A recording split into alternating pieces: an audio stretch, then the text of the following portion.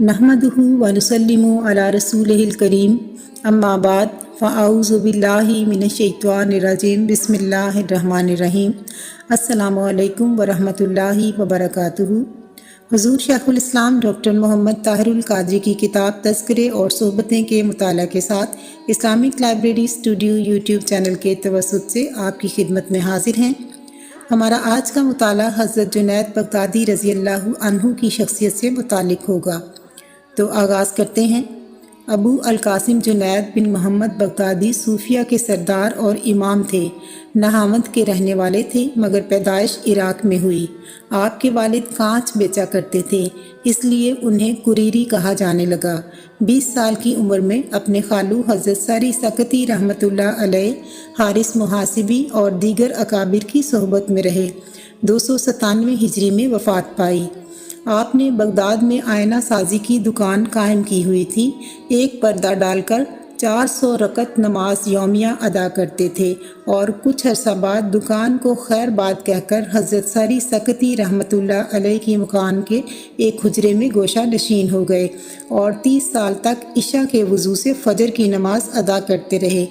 रात भर इबादत में मशगूल रहते थे। 40 साल के बाद ये ख्याल हुआ कि अब मैं मिराज कमाल तक पहुँच गया हूँ।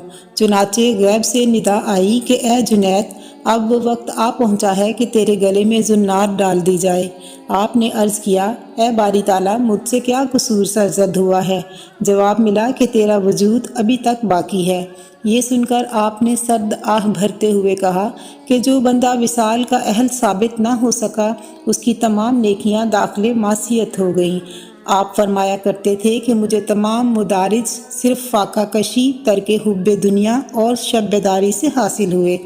किसी साइल ने आपसे सवाल किया तो आपको ये ख्याल पैदा हुआ कि जब ये शख्स मजदूरी कर सकता है तो इसको सवाल करना जायज़ नहीं। लेकिन उस शब ख्वाब देखा कि सरपोश से ढका हुआ एक बर्तन आपके सामने रखा हुआ है और हुक्म दिया जा रहा है कि इसको खोलो। चुनाचे जिस वक्त आपने खोल कर देखा तो वही साइल मुर्दा पड़ा हुआ है। आपने फरमाया कि मैं तो मुर्दार खोर नहीं हूँ। हुक्म हुआ कि फिर दिन में इसको क्यों खाया था? आपको ख्याल आया कि मैंने गीबत की थी और ये उस जुर्म की सज़ा है। एक मुरीद बसरा में गोशा नशीनी इख्तियार किए हुए थे और उसी दौरान उसको अपने किसी गुनाह का ख्याल आ गया, जिसकी वजह से 3 यौम तक उसका चेहरा स्याह रहा और 3 रोज़ के बाद जब वही स्याही दूर हो गई तो हज़रत जुनैद का मकतूब पहुंचा कि बारगाह इलाही में मुअद्दबाना कदम रखना चाहिए। तेरे चेहरे की स्याही धोने में मुझे 3 यौम तक धोबी का काम करना पड़ा है। किसी मुरीद से गुस्ताखी सरजद हो गई और शर्मिंदगी की वजह से शुनीज़ा की मस्जिद में जा छुपा। जब एक मर्तबा उसके पास पहुँचे तो वो खौफज़दा होकर ऐसा गिरा कि सर से खून बहने लगा और हर कतराए खून से अल्लाह अल्लाह की आवाज़ आने लगी। आपने फरमाया, छोटे छोटे लड़के भी तेरे ऐसे ज़िक्र में मुसावी हैं। ये सुनकर वो मुरीद उसी वक्त तड़प कर मर गया और आपने फरमाया कि अगर मोहब्बत का ताल्लुक़ किसी शय से कायम हो तो उस शय की फ़नाइयत से मोहब्बत भी फ़ना हो जाती है और मोहब्बत का हुसूल उस वक्त तक मुमकिन नहीं जब तक खुद को फ़ना ना कर ले। आपने फरमाया कि अशगाले दुनियावी तर्क कर देने का नाम उबूदियत है और ज़ुहद की इंतहा इफ़लास है। हज़रत जुनैद बगदादी रहमतुल्लाह अलैह फरमाते थे, तमाम मखलूक के अल्लाह तक पहुँचने के रास्ते बंद हैं, माँ सिवाय उन लोगों के जो रसूल अल्लाह सल्लल्लाहु अलैहि वसल्लम के नक्शे कदम पर चलें।